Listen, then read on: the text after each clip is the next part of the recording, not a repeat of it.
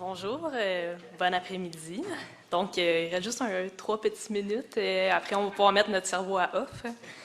Donc, je commence avec une petite question pour vous. Si je vous parle des esquires, qu'est-ce que ça vous évoque? Personnellement, je suis originaire de l'Abitibi.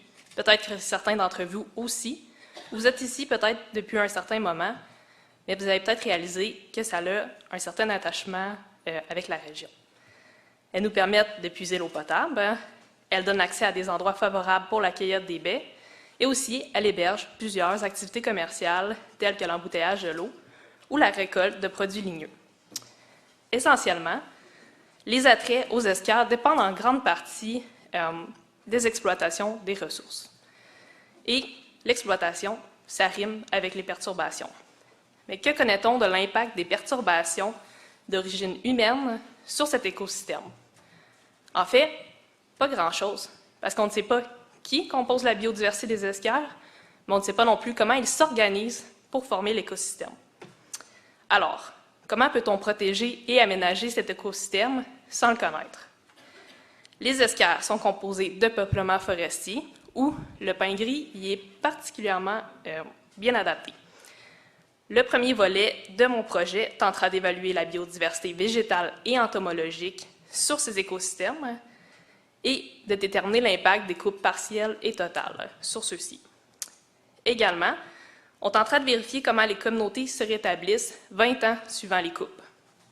L'évaluation des communautés de plantes et d'insectes nous permettra d'en apprendre à la fois sur qui compose l'écosystème et également l'évaluation fonctionnelle nous permettra d'en apprendre sur les caractéristiques de l'écosystème lui-même. Donc, le retrait glacier a permis l'établissement des peuplements forestiers. Mais ce n'est pas tout. Il y a également des lacs sur ces écosystèmes, ce qui nous mène au second volet de mon projet.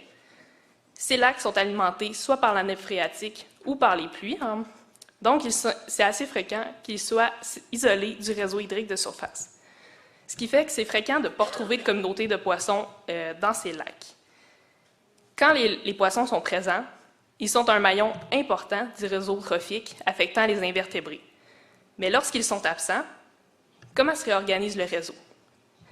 Les odonates, soit les libellules et les demoiselles, sont des insectes prédateurs importants et on vérifiera comment leur diversité change selon, premièrement, si c'est un lac d'esquire ou un lac d'argile et, en second lieu, s'il s'agit d'un lac avec poissons ou sans poissons.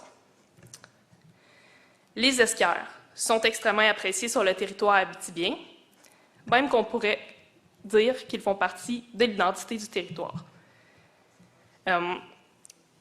Ce que je souhaiterais avec mon projet, c'est qu'on ait les outils pour les aménager durablement et surtout que cette identité aille au-delà de l'attrait de l'exploitation et s'attarde aussi à la beauté du caractère unique de ces écosystèmes et que les espèces qu'on y trouve fassent partie du portrait lorsque je vous demande ce que vous évoquent les esquires.